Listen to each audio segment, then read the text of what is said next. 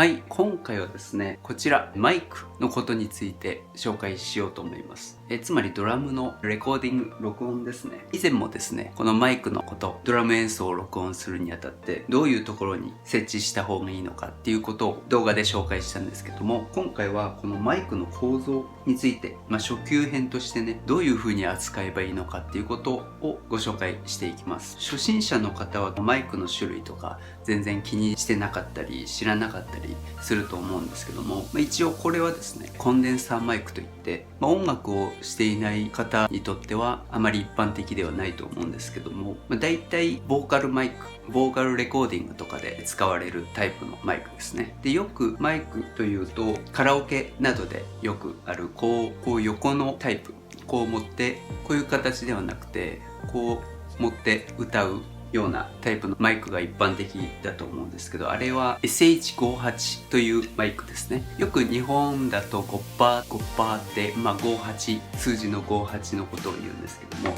ああいったのが一番流通している一般的なマイクですね。で、あれをよく皆さんカラオケなどで歌う時にこう縦にこう持って歌う方がいるんですね。でもあれ形状は実は違いまして、こうちょっとカメラじゃ分かりにくいと思うんですけども、この信号、この網の中に信号が今こう向かっているんですけども、これこう向かってるからここに向かって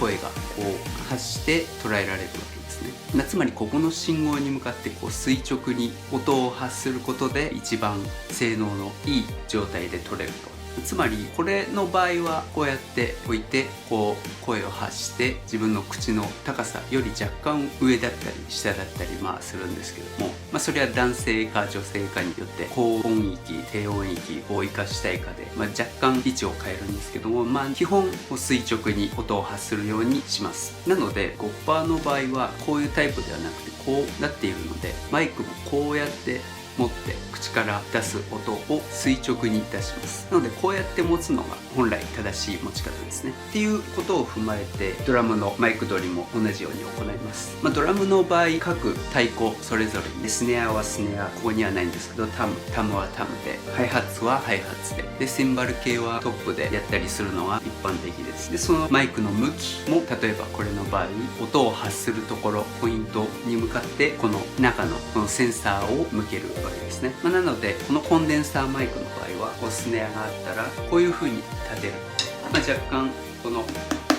音の一番鳴るポイントに向かって傾けてこうやってセットするのが一番いい方法です。なので初心者の方、よくこの知識を知らない方はですね、普通に例えばマイクコッパーを持っていて、カラオケと同様こうやって歌ったりこうやって歌うのかこうやって歌うのかによって違ってくると思うんですけども、このまま例えばこうやってこのコンデンサーマイクの場合こうやってマイクを設置してしまうと全然スネアの音が取れなくなるんですね。実際じゃあこれで取った音を聞き比べてみましょう。